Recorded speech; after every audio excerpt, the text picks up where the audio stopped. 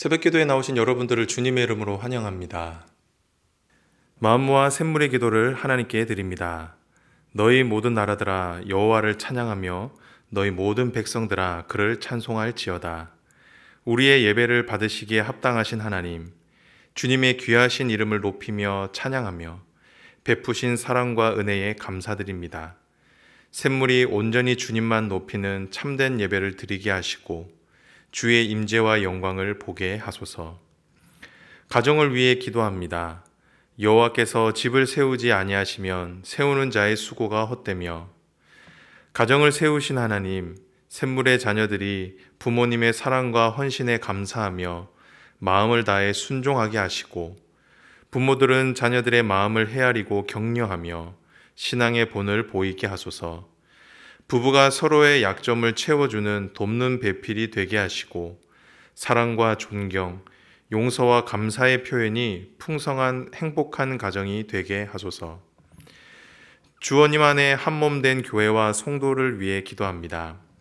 너희도 성령 안에서 하나님이 거하실 처소가 되기 위하여 그리스도 예수 안에서 함께 지어져 가느니라. 교회의 주인 되신 하나님, 샘물의 성도들이 성령의 은사를 따라 서로를 섬겨 주의 온전한 몸을 이루게 하소서. 샘물의 어르신들의 영육을 강건하게 하시고 건강이 연약한 성도들을 치유하시며 고난과 역경 중에 있는 성도들을 도우소서.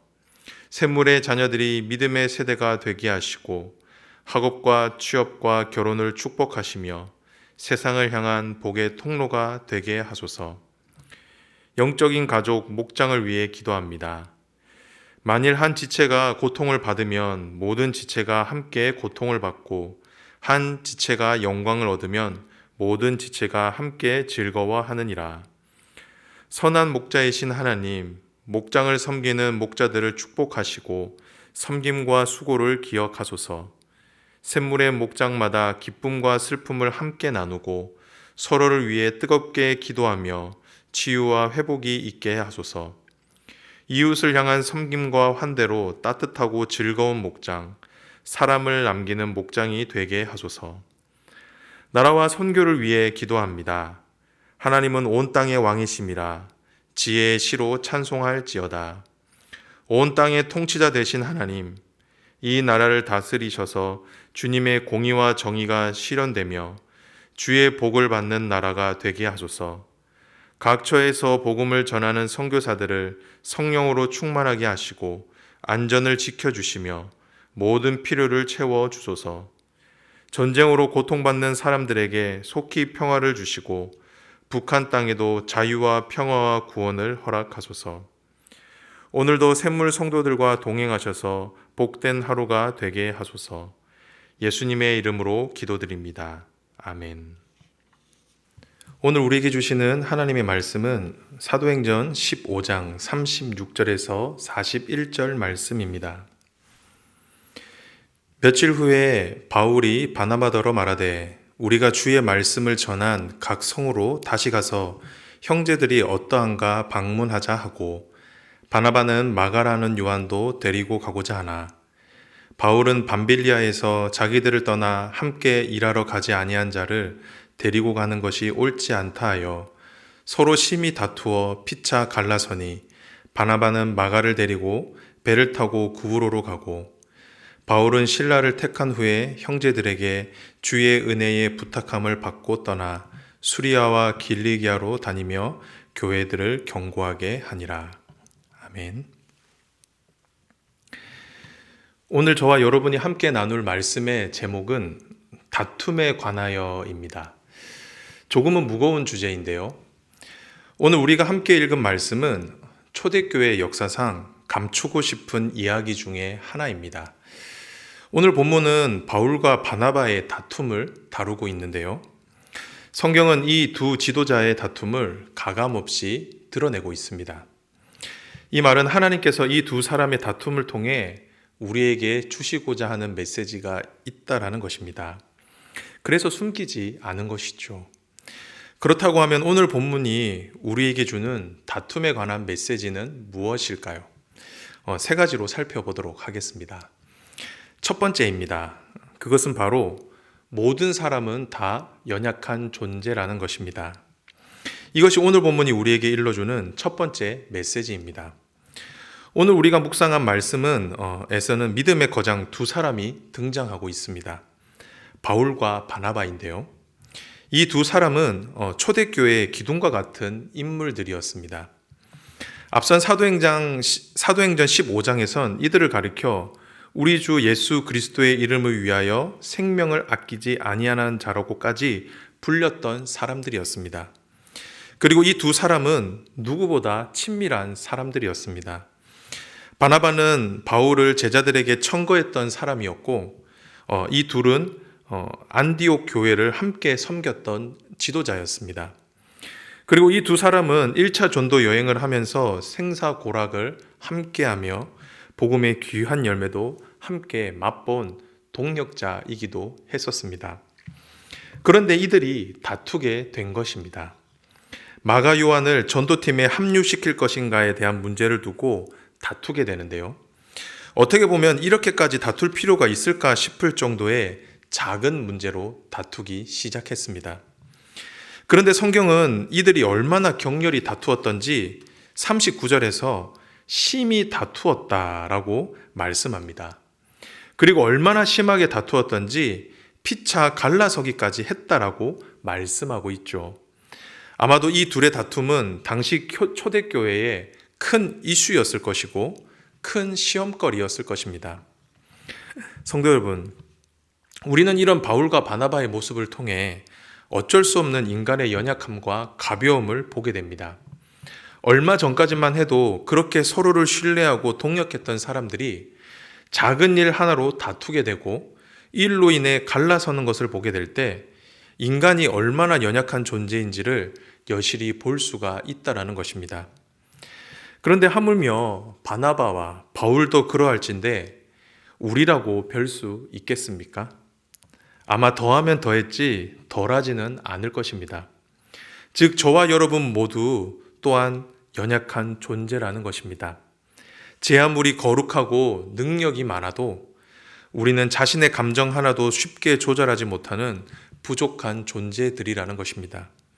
그렇게 언제나 넘어질 수 있고 실수할 수 있는 존재라는 것이죠. 사랑하는 성도 여러분, 그렇기에 우리는 항상 자신의 연약함을 인정할 줄 알아야 합니다.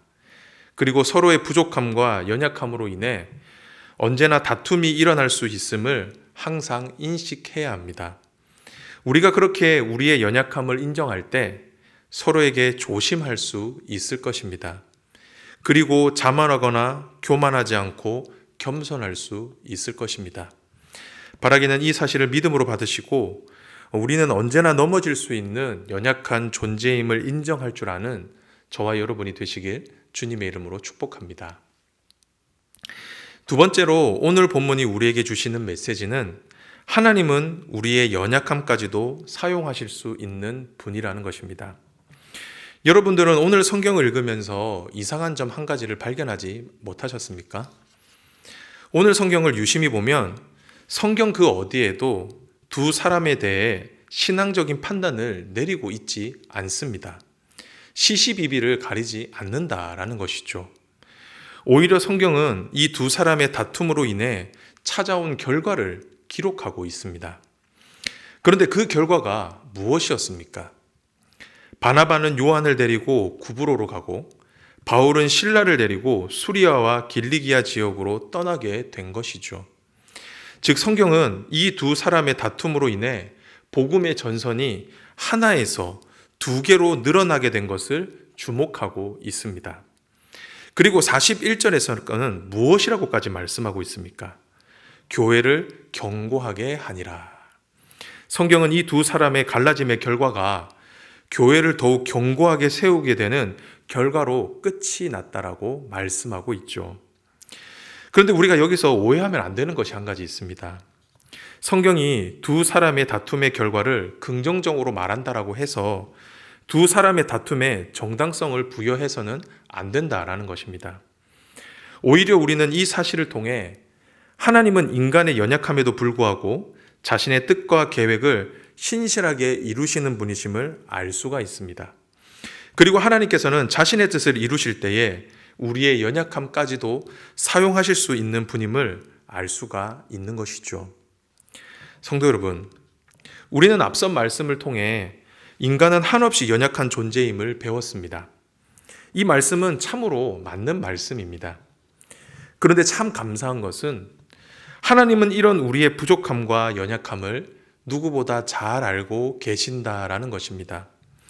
그렇기에 우리의 연약함까지도 자신의 뜻을 이루는 도구로 사용하실 수 있다라는 것입니다.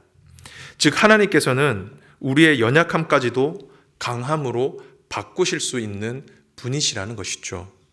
이것이 바로 하나님의 지혜이고 하나님의 능력입니다. 그렇기에 이후에 사도 바울도 무엇이라고 고백합니까? 우리가 알거니와 하나님을 사랑하는 자, 곧 그의 뜻대로 부르심을 입은 자들에게는 모든 것이 합력하여 선을 이루느니라. 사랑하는 성도 여러분, 우리가 믿는 하나님은 모든 것을 합력하여 선을 이루시는 분이십니다. 그렇기에 하나님에겐 실패가 없으십니다. 바라기는 이 사실을 믿음으로 받으시고 우리의 연약함도 사용하시는 하나님께 감사하시기 바랍니다.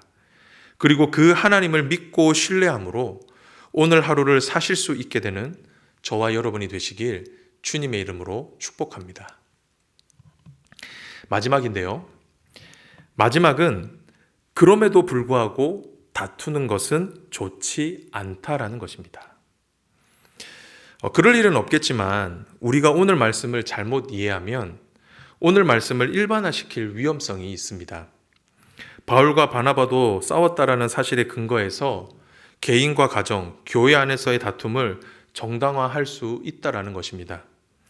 그리고 하나님께서는 우리의 연약함까지도 사용하실 수 있다는 이 말씀을 잘못 이해해서 내가 잘못해도 하나님께서는 그것을 선으로 바꿀 수 있으시니 괜찮다라고 생각한다라는 것이죠.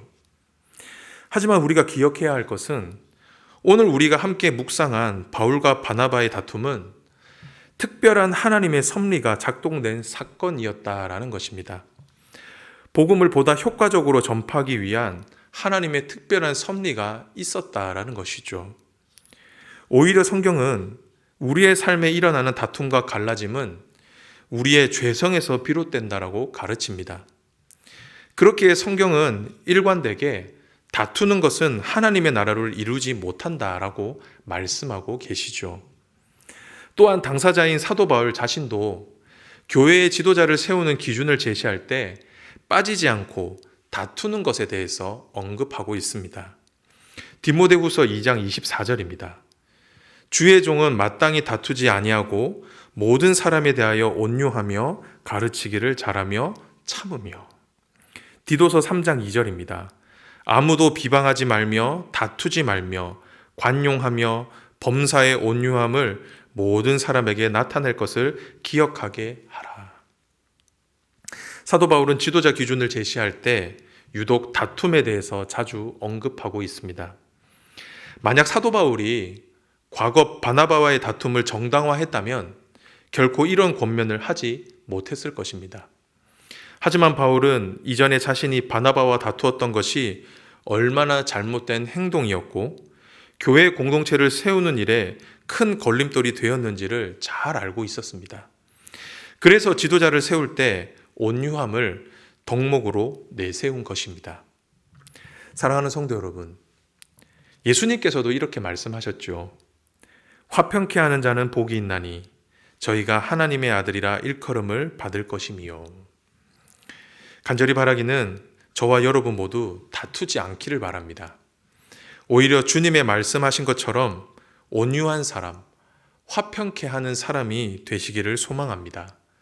그리하여 여러분을 통해 가정과 교회 공동체와 하나님의 뜻 가운데 잘 세워지고 우리의 삶을 통해 온전히 하나님의 뜻이 이루어지게 되기를 주님의 이름으로 축복합니다. 말씀을 정리하겠습니다.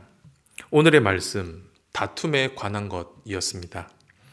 성경은 다툼을 말씀할 때 평면적으로 말씀하기보다는 입체적으로 말씀합니다. 성경은 가장 먼저 저와 여러분은 연약하기에 다툴 수 있음을 인정합니다. 그리고 하나님께서는 그런 우리의 연약함까지도 사용하셔서 자신의 뜻을 이루시는 분이십니다. 하지만 그렇다고 해서 하나님께서는 우리의 다툼을 기뻐하시지는 않으십니다. 오히려 하나님은 저와 여러분이 온유한 자, 화평케 하는 자가 되기를 원하십니다. 이것이 저와 여러분을 향한 하나님의 깊은 뜻입니다. 바라기는 오늘 말씀을 천천히 곱씹어 보시기를 바랍니다. 그리고 나는 가정과 교회 공동체, 그리고 내가 속한 직장 안에서 어떤 사람이었는지를 돌아보고 하나님이 기뻐하시고 원하시는 사람이 될 수 있도록 기도하는 오늘 하루가 되시기를 주님의 이름으로 축복합니다. 아멘.